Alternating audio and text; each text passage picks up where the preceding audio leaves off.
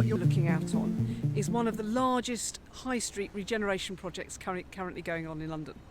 And we are enormously ambitious for Sutton, but enormously proud of what we're doing.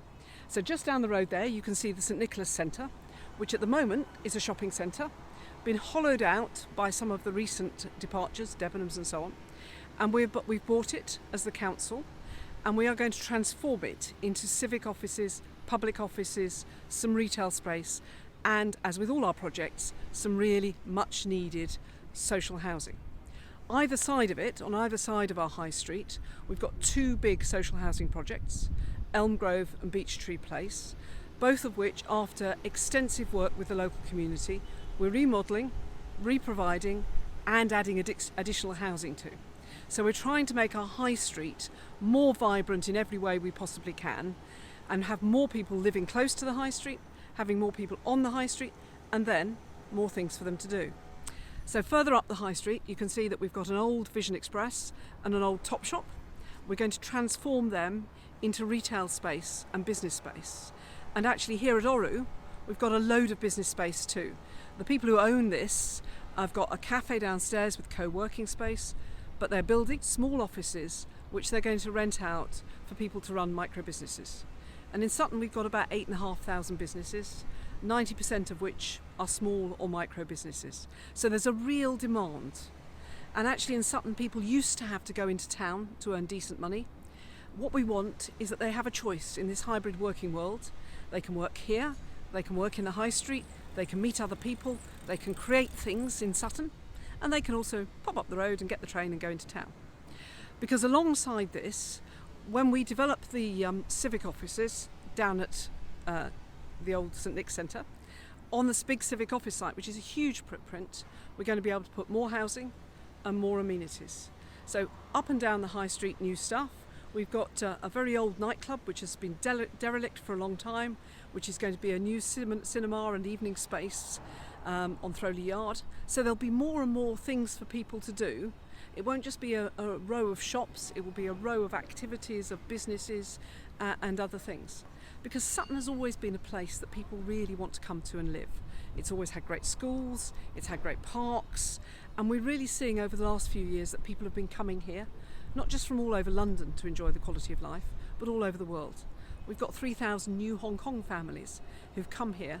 Many of them tell us that they're really attracted by the 64 schools we've got in the borough, some of which are absolutely outstanding. And the other thing that really attracts people is that further down, south of the borough, we have got one of the largest sites for cancer drug discovery in the world, the London Cancer Hub. And we're working as the council with the Institute of Cancer Research and with the Royal Marsden to make this the most fantastic place for drug discovery. And you're here, Peter, at absolutely the right time, because at the moment we are out for the partner who is going to work with us to develop that, not just as a science park, but as a place of well-being. We know that when we've done it, it's going to add 1.3 billion of GVA to the national economy and provide 13,000 jobs locally. We're already exporting scientists, drug opportunities, drug discovery opportunities all over the world from that site. But at the moment, it doesn't look much. So we're working to get a partner who's really going to help us develop it. We've got effectively 2 hospitals going in on the London Cancer Hub site because the Royal Marsden is already there, and the Epsom and St Helier Hospital is one of the government's 40 new hospitals, and we've been promised that the money is coming for that, and the plan is to build it on that site. So what we're looking for is the development partner to take the land that we as the council own, which is the land around the site, and integrate all of those uses and turn it into a proper science park.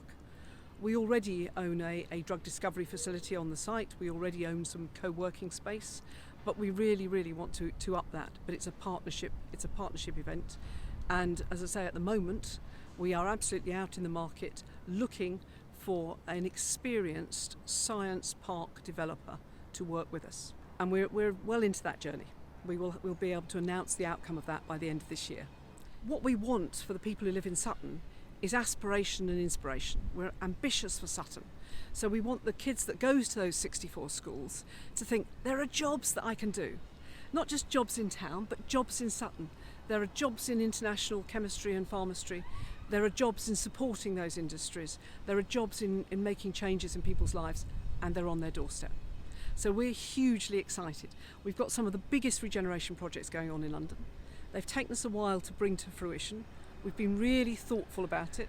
We haven't run at it, but actually I'm really proud that it's all coming together in a way that will transform this high street, but in keeping with the aspirations of our residents. We don't want to make them feel that they've moved from Sutton to somewhere else. We want to make them feel that the place that they've always known and loved is still the place they know and love, but it's become even more special with even more choices. For the work we're doing down here on the high street, we're just going out to market now.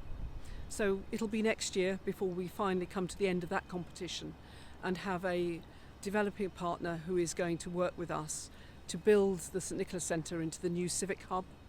And actually we're bringing our college into the high street too, and then to help us redevelop our existing civic site a bit further up the road.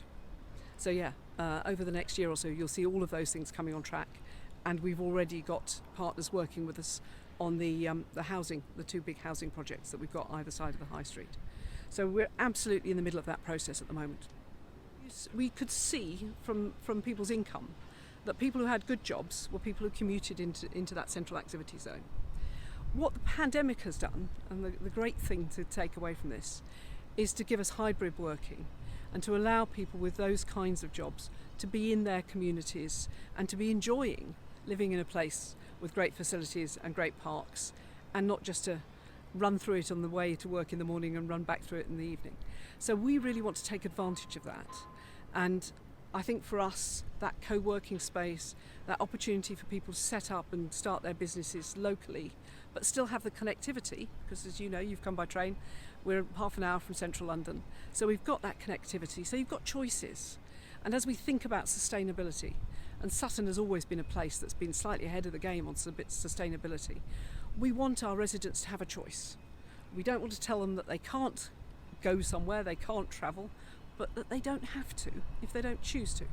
Some people will spend 2 or 3 days a week working here, and then maybe a day or two in meetings in town. Other people will do it the other way around. And I think that's how we're all working now. So it really brings an additional vibrancy. The high street is not just for retail, it's for work, it's for leisure, it's for those coffee meetings, it's for all of that stuff too, increasingly. We've got 2 new cinemas going in up and down the high street. We're really proud. One of our early developments was what we call Market House. And not only is that space for the voluntary sector in a classic sort of Sutton way, we've multi-used it, but we've got the Sound Lounge on that site. And I think it is London's premier vegan, sustainable music venue. And it gets an amazing following. People come from all over London for the music, the food, the ambience, and that acknowledgement about how sustainable it is. It's really important to some of those young people who use it, and it's important to us too. So we like the idea of 15-minute cities. We like the option that tells you that you should have everything close at hand, that we shouldn't be requiring people to have to drive or commute long distances. I don't think we'd say you have to live in a 15-minute city. People want choices. The great thing about living in London is that you can quite easily get to other parts of the city and see other things. But the options and the choices to have the things you need close at hand feels like the sustainable way forward, and we really like that in Sutton. We've always worked hard to think about how we facilitate people getting round Sutton. We have some challenges, and we're having a bit of a conversation with the Mayor at the moment about how we ought to be investing a bit more in public transport in Sutton, because we feel we've been a bit neglected compared with other parts of London.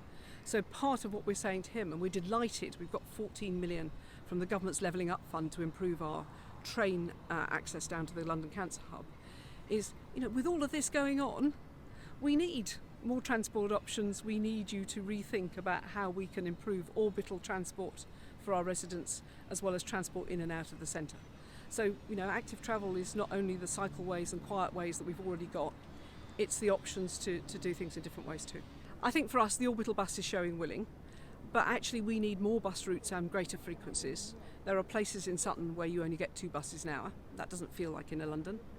The reason why we're doing the extra investment in the train link to Belmont is because at the moment there are just 2 trains an hour down to that. We were, before the pandemic hit, talking about an extension of the tram into Sutton, and having new, vibrant, modern public transport would be great. We recognise it's expensive, we recognise it's a long-term project, but we would love to see the Mayor committing to something of that sort. And then right up at the top of the high street, you start to see it up towards the station, and you can see a number of very tall buildings. And in Sutton, our residents have been really concerned that we don't have too many tall buildings scattered around the borough. But in this area where we're close to the station, where we're close to amenities, we have chosen to go up a bit more. And we have thought that this was a good place to increase the density and the vibrancy and to retain the villagey feel of some of the other parts of the borough.